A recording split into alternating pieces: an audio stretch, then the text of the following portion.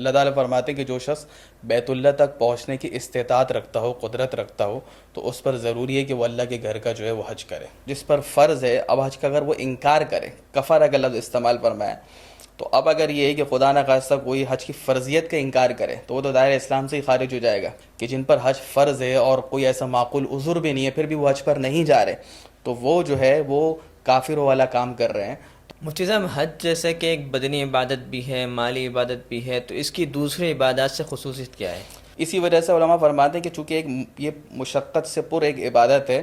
تو اللہ تعالیٰ نے بھی بندوں پر رحم فرمایا اور حکمت کا تقاضا یہ تھا کہ اس کی فرضیت سب سے آخر میں ہوئی، اور پھر حج کے ذریعے سے جو ہے دین اسلام کے جو ارکان اللہ تعالیٰ نے اس کی تکمیل فرما دی کہ چونکہ یہ پر مشقت ایک عمل تھا تو اس کی فرضیت بھی آخر میں ہوئی ہے. کہ کیا شوہر بیوی کو حج پہ جانے سے روک سکتا ہے؟ بھائی، جن امور میں اللہ تعالیٰ کی نافرمانی ہے تو وہاں شوہر ماں باپ کسی کی بھی اطاعت نہیں ہے. جس پر حج فرض اور حج پر نہیں جا پا رہا تو وہی ساری رقم دے گا یا اکثر رقم وہی دے گا.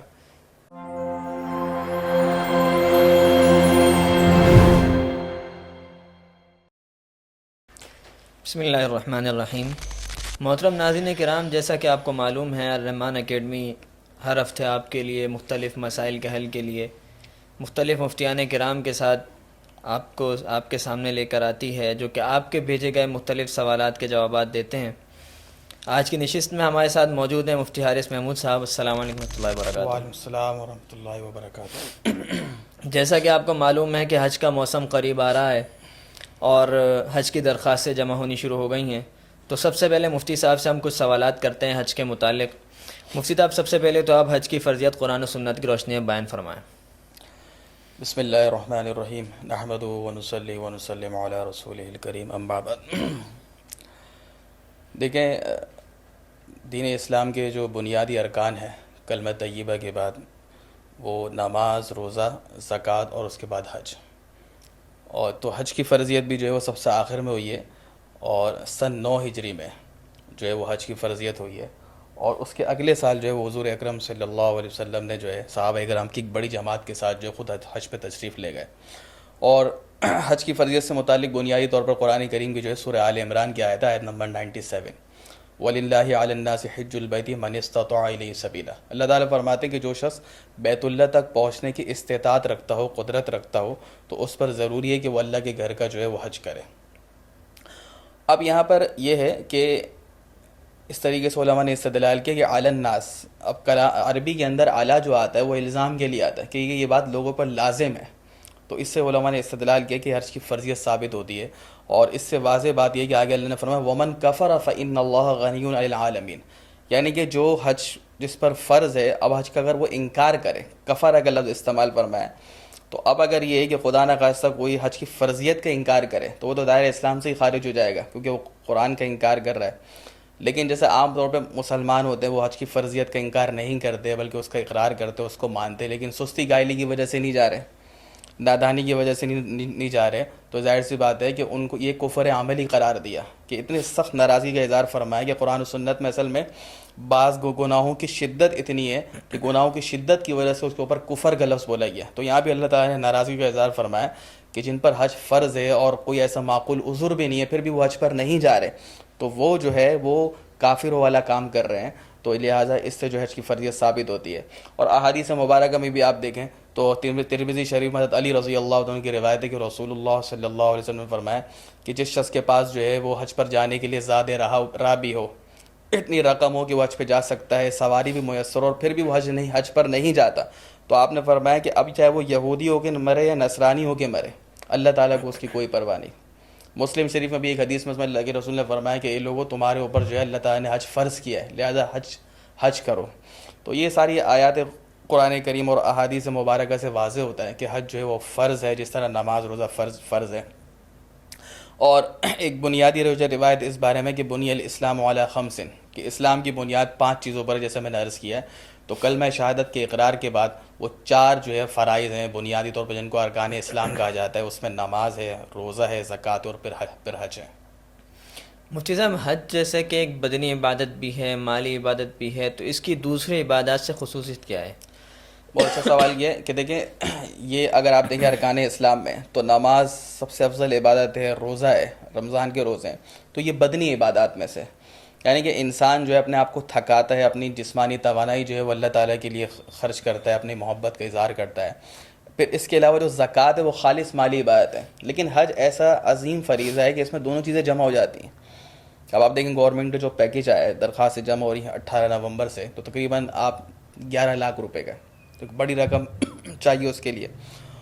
اور اسی طریقے سے جو ہے یہ مالی ہے. تو اور آپ جو ہے جب آپ حج پر جاتے ہیں تو احرام باندھتے ہیں، اور حج کے جو ایام ہیں وہ تو 5 دن ہیں، کیونکہ اس کے علاوہ بھی آپ عمرے وغیرہ کر لیتے ہیں، زیارات کر لیتے ہیں، تو انسان کے جو ہے اپنی بدنی عبادات بھی بدن کو بھی تھکاتا ہے. اسی وجہ سے علماء فرماتے ہیں کہ چونکہ یہ مشقت سے پر ایک عبادت ہے، تو اللہ تعالیٰ نے بھی بندوں پر رحم فرمایا، اور حکمت کا تقاضا یہ تھا کہ اس کی فرضیت سب سے آخر میں ہوئی. آپ دیکھیں نماز کی فرضیت ہوئی ہے، پھر روزے اور زکوٰۃ کی فرضیت قریب قریب ہوئی ہے، اور پھر سن 9 ہجری میں، یعنی کہ تقریباً 6-7 سال کا فاصلہ ہے. اور پھر حج کے ذریعے سے جو ہے دین اسلام کے جو ارکان ہے اللہ تعالیٰ نے اس کی تکمیل فرما دی، کہ چونکہ یہ پرمشقت ایک عمل تھا تو اس کی فرضیت بھی آخر میں ہوئی ہے.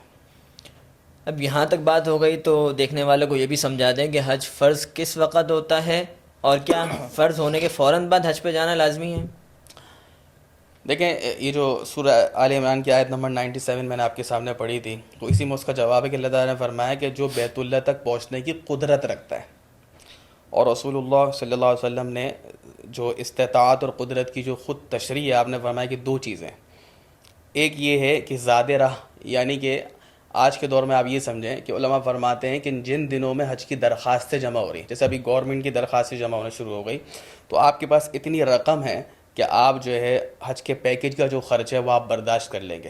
اور جن دنوں میں آپ حج پہ جا رہے ہیں، 15 دن کے لیے جا رہے ہیں، 20 دن کے لیے جا رہے ہیں، تو اس دوران جو آپ کی بیوی بچے پیچھے ہیں یا بوڑھے والدین ہیں جن کا خرچہ نفقہ آپ کے اوپر واجب ہے، ان کا خرچہ آپ کے پاس ہو تو حج فرض ہو جائے گا. یعنی کہ آسان لفظوں میں سمجھ لیں کے بعد 11-12 لاکھ روپے ہوں جس کے پاس، تو اس پر جو ہے آج کی تاریخ میں حج فرض ہے. اور دوسری جو چیز ہے وہ ہے سواری.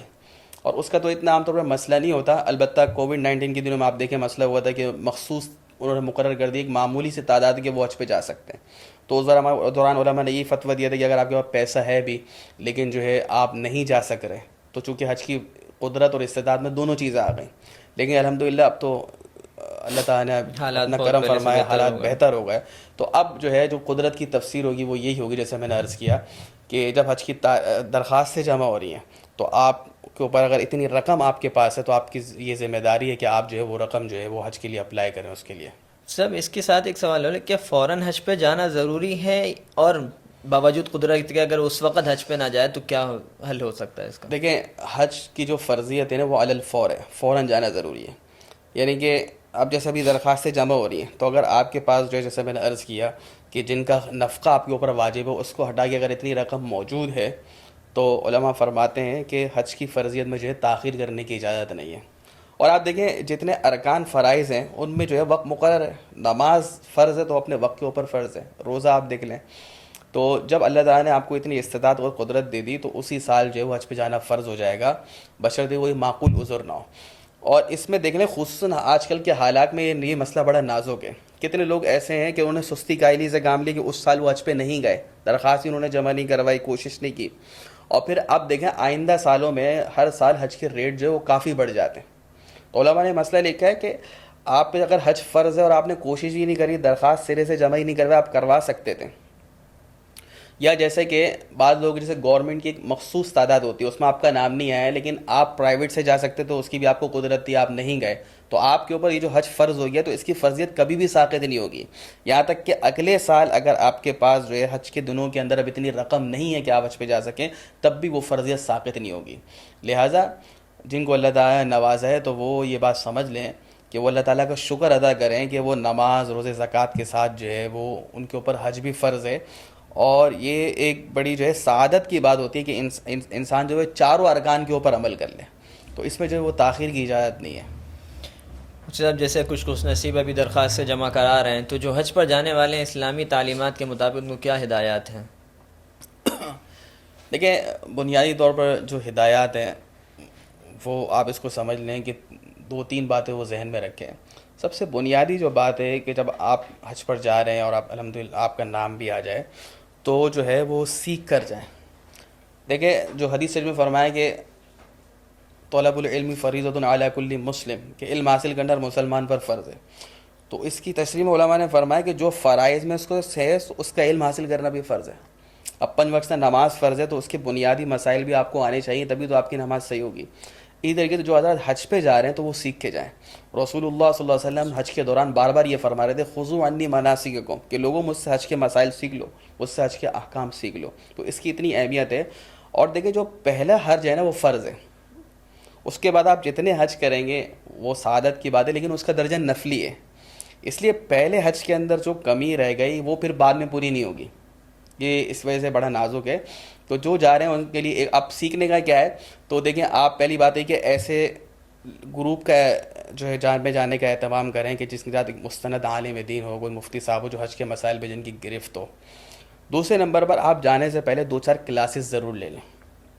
اس کے اندر حج کا جو بنیادی طریقہ ہے, عمرے کا بنیادی طریقہ وہ آپ سیکھ لیں, اور کن چیزوں سے آپ کو بچنا ہے اس کو آپ سمجھ لیں. یہ بنیادی چیز ہے. باقی ظاہر سی بات ہے کہ ہر مسائل جو ہے وہ عوام کو ذہن میں یاد رکھنا بھی مشکل ہے, وہ سیکھنا بھی ضروری ہے. بنیادی آپ مسائل سیکھ لیں. اور آج کل کے دور میں الحمدللہ ایسی سہولت ہے کہ آپ حج کے دنوں میں یہ ہے کہ واٹس ایپ گروپس بھی بن جاتے ہیں, تو کسی سے آپ رابطے میں رہیں, کسی چیز میں آپ کو شک ہو رہا ہے تو وہاں پہ بھی علماء موجود ہوتے ہیں. پاکستان میں کسی سے رابطے میں رہیں تو آ کے آپ کے حج کے اندر جو ہے وہ کسی قسم کی کمی نہ رہے. تو بنیادی چیز تو یہ ہے کہ بہت سے لوگ چلے جاتے ہیں لیکن سیکھ کے نہیں جاتے. دوسری جو چیز ہے وہ یہ ہے کہ اس میں تصحیح نیت بہت ضروری ہے ہر مسئلے کے اندر, کہ جب آپ حج کے لیے جا رہے ہیں, اللہ تعالیٰ نے آپ کو قبول کیا ہے, تو آپ کی نیت خالص ہونی چاہیے. قرآن نے بھی اشارہ کیا وَلِلَّهِ عَلَى النَّاسِ, کہ لوگوں پر جو حج فرض ہے تو وہ صرف اللہ کی خاطر حج کریں. کیونکہ حج ایسی عبادت ہے کہ اس میں الحمدللہ جو حجاج کرام ہوتے ہیں وہ ان کو ایک عظیم سعادت حاصل ہوتی ہے. تو شیطان جو ہے وہ عبادت ضائع کرنے کے چکر میں ہوتا ہے, پورا زور لگاتا ہے. تو ایسی ریاکاری ہمارے اندر نہیں آنی چاہیے, اللہ تعالیٰ کا شکر ادا کرنا چاہیے. اور تیسرے درجے میں جو چیزیں ہیں اس میں قرآن کریم نے خود اشارہ کیا سورہ بقرہ میں کہ فلا رفث ولا فسوق ولا جدال فی الحج. 3 چیزیں فرمایا کہ حج کے دوران جو ہے اگر آپ کی اہلیہ ساتھ ہیں تو ایسا کوئی تعلق قائم کرنا یا اس قسم کی گفتگو کرنا یہ منع ہے. اور ولا فسوق, ہر قسم کے گناہوں سے بچنا ضروری ہے. اور جو بنیادی چیز ہے ولا جدال ہے, فرمایا کہ حج کے دوران جھگڑا نہیں ہے, کیونکہ آدمی اپنی نارمل کنڈیشن میں نہیں ہوتا, 2 چادریں باندھی ہوئی ہوتی ہیں, مشقت والا عمل ہے, وہاں موسم گرم ہوتا ہے, پیدل چلنا پڑتا ہے. تو عام طور پر ایسی چیزیں آ جاتی ہیں کہ جو ہے انسان جو ہے وہ مزاج کے مطابق نہیں ہوتی, اور شیطان پورا زور لگاتا ہے کہ ابھی ان دونوں میں جھگڑا ہو جائے اور ان کی عبادت جو ہے وہ میں ضائع کروا دوں. تو بنیادی چیز پر جب ہم کہتے ہیں نا حج سیکھ کے جائیں, تو اس میں احکام کا سیکھنا بھی ضروری ہے. اچھا, آج کے دور میں ایک بات یہ ہے کہ جب آپ عمرے کے لیے بھی جا رہے ہیں خصوصاً, کیونکہ اب دیکھیں چلنا زیادہ پڑتا ہے, اور خصوصاً جو 30 سے اوپر جا رہے ہیں تو وہ یہ کہ واک کریں. جو لوگ پہلے سے واک کرنا شروع کر دیتے ہیں تو انہیں بتایا کہ الحمدللہ ان کو اس کو بہت زیادہ فائدہ ہوا. کیونکہ دیکھیں عمرہ حج جو عبادت ہے اس میں بنیادی 2 چیزیں, ایک تو یہ ہے کہ آپ تھوڑی سی گرمی برداشت کریں, کیونکہ آپ کو پتہ ہے کہ جیسے پاکستان میں اور وہاں پہ بھی جو ہے گرمی زیادہ ہوتی ہے. اور دوسرا یہ کہ آپ جو ہے چلنے کی عادت آپ کے اندر جو ہے وہ بہت ضروری ہے. اب اس کے بعد کچھ مسائل بھی ذکر کر لیتے ہیں. سب سے پہلا مسئلہ یہ ہے کہ عورت کے ساتھ محرم ہونا یہ حج کی فرضیت کے لیے لازم ہے. دیکھیں بہت اچھا سوال کیا ہے. دیکھیں اس بارے میں جو اصل مسئلہ ہے نا وہ حج عمرے کا نہیں ہے, وہ سفر کا مسئلہ ہے. احادیث مبارکہ میں اللہ کے رسول نے فرمایا کہ جو عورت اللہ آخرت کے دن پر ایمان رکھتی ہے تو وہ جو ہے 3 دن 3 رات سے زیادہ سفر نہ کرے, مگر یہ کہ اس کے ساتھ اس کا شوہر یا محرم ہو. اب 3 دن 3 رات کی جو مسافت ہے اس دور کے حساب سے جب علماء نے کہا تو وہ تقریباً 78 کلومیٹر ہے, 78 کلومیٹر سے زیادہ اگر وہ سفر کر دیا تو اس کے ساتھ محرم کا ہونا یا اس کے شوہر کا ہونا ضروری ہے. تو علماء یہ فرماتے ہیں کہ بھائی اگر ایک عورت کے پاس جو ہے مال ہے لیکن محرم نہیں ہے اس کے ساتھ, یعنی کہ اس کا شوہر بھی نہیں جا سکتا, محرم بھی کوئی یعنی کہ اس کی کوئی بھائی تیار نہیں ہے, بچہ جو ہے وہ کوئی بالغ بچہ اس کے ساتھ نہیں ہے, اور اب یا تو یہ اس کے بعد اگر اتنا خرچہ ہے کہ وہ خود اپنا خرچہ بھی اٹھا لے گی, شوہر کا خرچہ بھی اٹھا لے گی, تو پھر اس کو جانا چاہیے کہ اس کو ثواب بھی زیادہ ملے گا, کسی بالغ محرم کو ساتھ لے جائے. لیکن اگر ایسی کوئی ترتیب نہیں ہے تو پھر جو ہے جیسے میں نے عرض کیا تھا کہ حج پہ جانا تو فرض ہے, لیکن اگر کوئی معقول عذر ہو تو پھر آپ نہ جائیں. تو پھر ظاہر سی بات ہے کہ شریعت نے جب محرم کی شرط لگائی تو پھر وہ نہیں جائے, اور اگر وہ اس بنیاد پر اگر اس کو تاخیر ہوتی ہے تو وہ جو ہے وہ ایسی کوئی جو ہے گناہ کے زمرے میں بھی بات نہیں آئے گی. تو اللہ تعالیٰ سے دعا کرتے رہے کہ آئندہ سالوں میں ایسا انتظام ہو جائے کہ جب محرم ہو تو اس کے ساتھ جائے. البتہ امام شافعی رحمۃ اللہ علیہ کا جو مسئلہ کہ وہ کہتے ہیں کہ وہ صرف بڑی عمر کی خواتین جو بڑی عمر رسیدہ ہو چکی ہیں، یعنی کہ کم سے کم 50 سے اوپر کی جا چکی ہیں، اور انہوں نے انتظار بھی کیا ہے چند سال، اور ان کے پاس اتنی رقم ہے، تو صرف حج کے سفر کے لیے وہ گنجائش دیتے ہیں کہ اگر محرم ساتھ نہیں ہے لیکن ایسا گروپ ہے جس میں قابل اعتماد عورتیں ہیں اور ایسے کوئی فتنے کا اندیشہ نہیں ہے، تو جو ہے امام شافعی رحمۃ اللہ علیہ کے ہاں جو ہے اس پہ بعض علماء فتویٰ دیتے ہیں کہ پھر ایسی عمر رسیدہ خاتون جو ہے وہ حج پہ جانا چاہے تو جا سکتی ہے۔ اسی طرح سے اگلا مسئلہ یہ ہے کہ کیا شوہر بیوی کو حج پہ جانے سے روک سکتا ہے؟ ہاں، یہ آپ نے بہت اچھا سوال کیا کہ دیکھیں فرائض جو ہے نا یہ ہر ایک کے ساتھ ہیں۔ اب جس طرح حدیث میں ایک حد فاصل قائم کر دی کہ جائز امور میں شوہر کی اطاعت ہے، لا طاعت لمخلوق فی معصیت الخالق، جن امور میں اللہ تعالیٰ کی نافرمانی ہے تو وہاں شوہر ماں باپ کسی کی بھی اطاعت نہیں ہے۔ تو اگر جیسے خواتین کی ہمارے یہاں عام طور پر شادی ہوتی ہے، ان کے پاس زیورات ہیں، تو اگر اتنا زیور ہے کہ آپ اس کو بیچ کے آرام سے حج کرنے جا سکتی ہیں، اور جیسے میں نے عرض کیا کہ کوئی محرم بھی آپ کے بھائی جا رہے ہیں، ٹھیک ہے، تو اس صورت کے اندر جو ہے پھر بیوی کو جانا ضروری ہو جائے گا۔ اب اللہ کا حکم آ گیا، اور شوہر کو جو ہے وہ خوشی خوشی اجازت دے دینی چاہیے کہ بھائی ٹھیک ہے تمہارے پاس حج فرض اور محرم بھی ہے۔ البتہ شوہر جب روک سکتا ہے کہ اگر عورت کے پاس اتنا زیور یا مال تو ہے لیکن اس کے ساتھ کوئی محرم نہیں ہے، تو اس صورت میں اگر اور شوہر روک رہا ہے تو بالکل صحیح روک رہا ہے، اور عورت اگر وہ رک جائے تو کوئی گناہ گار نہیں ہوگی۔ لیکن اگر محرم ساتھ مل رہا ہے اس کو تو پھر شوہر کو جو ہے وہ روکنے کی اجازت نہیں ہے۔ اچھا مجھے صاحب، اگر کوئی شخص معذور ہے، پیسے ہیں، سب کچھ ہے اس کا، لیکن معذور ہے، حج کے احکامات کو صحیح سے ادا نہیں کر سکتا جتنے ارکان ہیں، تو اس کے لیے کیا حکم ہے؟ دیکھیں جو شخص معذور ہے یا کوئی ایسا عذر ہے کہ اس کے پاس رقم تو ہے لیکن وہ خود حج پہ نہیں جا سکتا، تو دیکھیں ایک تو آج کل صورت ایسی ہے کہ الحمدللہ وہاں پر بھی ایسا نظام ہے کہ ویل چیئر پہ بھی لوگ حج کر لیتے ہیں، یہ ساری چیزیں، تو اگر اس کے ساتھ کوئی ان کا بیٹا ہے یا بھائی وغیرہ جا رہا ہے اور وہ سمجھتے کہ وہ مجھے میرا خیال رکھ لے گا تو ان کو بھی چلے جانا چاہیے۔ لیکن اگر بہرحال وہ سمجھتے کہ میرے لیے مشکل ہو جائے گی اور یہ شرعاً عذر بھی ہے، تو پھر ایسے لوگوں کے لیے جو ہے وہ حج بدل کا جو ہے وہ آپشن شریعت نے دیا ہے کہ وہ شخص جن کے پاس مال ہے لیکن جو ہے فالج ہے یا کوئی ایسا عذر ہے کہ وہ خود حج پہ نہیں جا سکتے، اور ان کو یہ ہے کہ اب صحت کی بھی امید نہیں ہے کہ ایسا مرض ہے، ایسا نہیں ہے کہ کچھ عرصے بعد ہاں صحت کچھ یاب صحیح ہو ہو جائیں گے؟ تو پھر جو ہے حج بدل کا آپشن شریعت نے رکھا ہے کہ وہ جو ہے کسی کے ذریعے سے کسی کو نائب بنا کر اپنا جو ہے وہ حج کرواتے ہیں۔ یعنی مفتی صاحب اس کے ساتھ ساتھ آپ پھر وہ حج بدل کی بھی تھوڑی تعریف کر دیں۔ ہاں، حج بدل کا مطلب یہی ہے کہ آپ خود حج پہ نہیں جا سکتے تو آپ کسی کو نائب بنا دیتے ہیں، اور بہتر علماء نے یہ لکھا کہ جس نے پہلے اپنا فرض حج کر لیا وہ ایسے شخص کو آپ بھیجیں۔ اب اس میں بنیادی طور پہ 2-3 شرائط ہیں۔ پہلی شرط تو یہ ہے کہ مثال کے طور پر اگر میں اپنا حج بدل کروا رہا ہوں تو جو میری طرف سے حج بدل کر رہا ہے تو جو جس پر حج فرض اور حج پر نہیں جا پا رہا تو وہی ساری رقم دے گا یا اکثر رقم وہی دے گا، یہ شرط ہے۔ اور دوسری شرط یہ ہے کہ جیسے عرض کیا کہ ایسا کوئی عذر ہو، ایسی کوئی بیماری ہو کہ اب اس سے صحت یابی کی امید نہیں ہے، معذور ہے، اپاہج ہے بیچارہ، تو پھر وہ کیونکہ جیسے اب تندرست آدمی ہے، اس کو اب پیسے وغیرہ میں نہیں آ رہا کوئی اور حج بدل، تو پھر اس کی اجازت اس کی نہیں ہے اجازت شرعاً، نہیں ہے۔ وہ پھر اس کی طرف سے حج ادا اچھا نہیں ہوگا۔ مفتی صاحب ایک اور چیز کہ وہ جو عورت جس کے بارے میں ہم کہہ رہے ہیں جس کا محرم نہیں ہے وہ بھی حج بدل کروا سکتے ہیں اسی طرح سے؟ ہاں، علماء نے لکھا ہے کہ اگر دیکھیں وہی بات ہے کہ وہ تو انتظار کرے گی نا، کیونکہ محرم تو اس سال نہیں اگلے سال وہ مل سکتا ہے، لیکن اب عمر یہ اتنی ہو گئی کہ اب وہ ساتھ ساتھ یہ ہے کہ وہ وصیت کرے، وہ پھر زندگی میں حج بدل نہ کروائے، ٹھیک ہے، اور ہم نے فرمایا کہ اس طرح زندگی میں حج بدل جو ہے وہ کروائیں جن کو جو ہے اس قسم کا عذر ہے، فالج زدہ ہے، کوئی ایسی بیماری کی اب صحت یابی کی امید نہیں ہے۔ لیکن یہ جو محرم والی بات ہے تو اس کے لیے شریعت نے یہ لکھا ہے کہ وہ پھر وصیت کر جائیں کہ بھائی میرے مرنے کے بعد اگر مجھے محرم میسر ہوا تو میں خود حج کر لوں گی، اگر محرم میسر نہیں ہوا تو میرے مرنے کے بعد جو میں مال چھوڑوں گی تو اس کی 1/3 مال میں سے یعنی کہ 1/3 میں سے جو ہے وہ حج بدل کروایا جائے گا، اور پھر اسی کی وہی ترتیب ہے کہ ان کے مال سے جو ہے کسی کو بھی کسی ایسے شخص کو جن کا اپنا فرض حج کر لیا ہو تو اس کو جو ہے حج بدل کے لیے بھیج دیا جائے، تو انشاءاللہ اس کی طرف سے وہ حج ادا ہو جائے گا۔ جب یہ مرحومین کی طرف سے حج کرنے کی بات آئی تو اسی پہ سوال یہ ہے کہ مرحومین کی طرف سے جو حج کیا جاتا ہے اس کا کیا حکم ہے اور کیسے ادا ہوتا ہے وہ؟ دیکھیں ہمارے یہاں عام طور پہ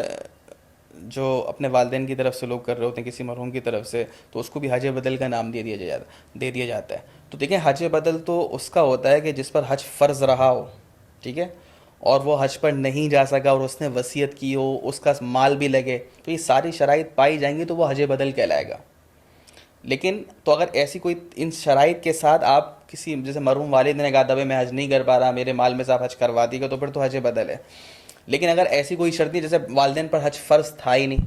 اب اللہ تعالیٰ نے کسی کو توفیق دو، اس نے اپنا فرض حج بھی کر لیا، اب اگلے سال وہ والد والدین کے لیے حج کرنا چاہ رہا ہے، تو اس کو حج بدر عام طور پر عرف میں کہہ دیا جاتا ہے، لیکن اصل میں وہ نفلی حج ہے۔ اب اگر کوئی اپنی مرحوم والد کی طرف سے حج کرتا ہے تو وہ اس کا مطلب یہ ہو جائے گا تو وہ اسی کی طرف سے، بیٹے کی طرف سے وہ حج ادا ہوگا، اور انشاءاللہ ہاں یہ ضرور ہے کہ اس کا ثواب جو ہے اس کے والد مرحوم کو پہنچے گا، تو وہ ایصال ثواب کے لیے وہ نفلی حج ہے۔ جزاک اللہ خیر مفتی صاحب، آج بہت اہم باتیں ہوئیں، اور خاص طور پر ان افراد کے لیے جو کہ حج پر جانا چاہتے ہیں، تو ان سے یہی گزارشات ہے کہ مفتی صاحب کی باتوں کی روشنی کے اندر حج کو سیکھ کر، حج کو سمجھ کر، حج کے ارکان کو مستند علماء کرام سے سیکھ کر حج پر جائیں۔ اللہ پاک آپ تمام لوگوں کی عبادات و قبول فرمائیں۔ جزاک اللہ خیرہ۔